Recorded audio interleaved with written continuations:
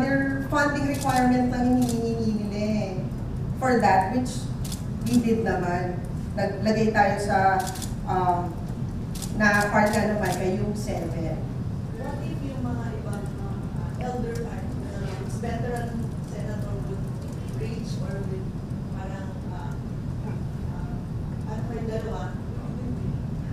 Sa akin, di ba, yung ethics complaint naman is separate. I guess yun yung natutunan ko kila senators, kila S.P. Soto, kay Sen. Greg, kasi nag-reminisce bigla.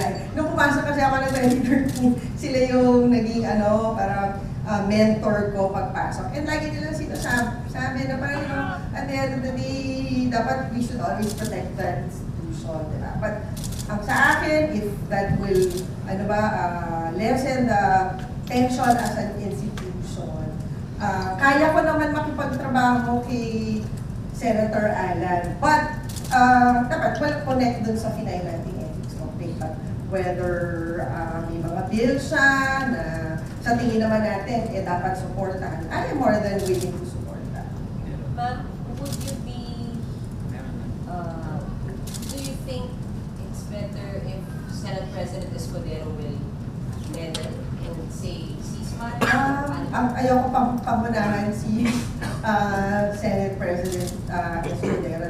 It's his decision, it's his call. Meron ka lang nakausap ko sa Solid 7, so sa 6 about this. Kaya 6 paano lang, hindi kami nag-concentrate dun sa,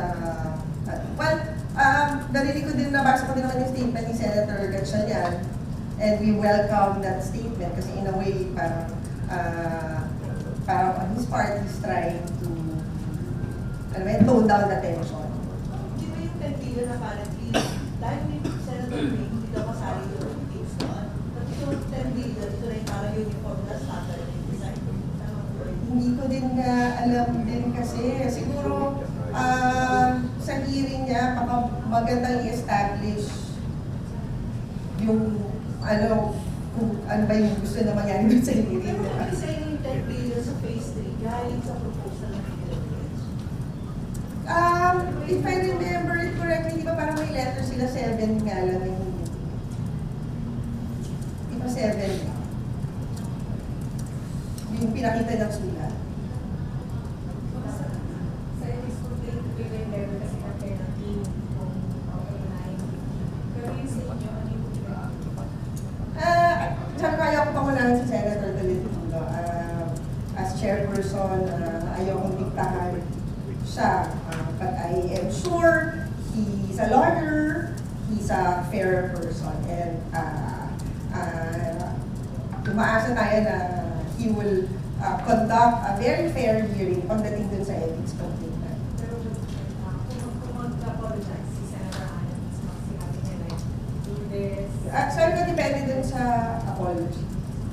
Kasi tsaka, parang for me, hindi lang din sa akin siya kailangan mag-apologize. Remember, meron siyang allegation na nag-feed ako ng mga tanong. So, yun din, mukhang kailangan niya mag-apologize dun sa mga tao na yan. And kung naniniwala siya talaga na may katotohanan yung statement niya, magandang ilabas na yung ebidensya niya to prove na talaga nag-feed ako ng question.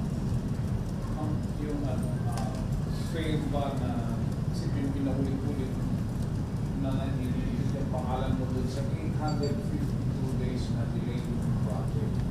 Anong may kaso? At yun nga din yung isang nakakalungkot na part. Kasi di ba, ayaw niyang malaman yung dahilan dun sa 852 Tama ba days. yung number ng tayo?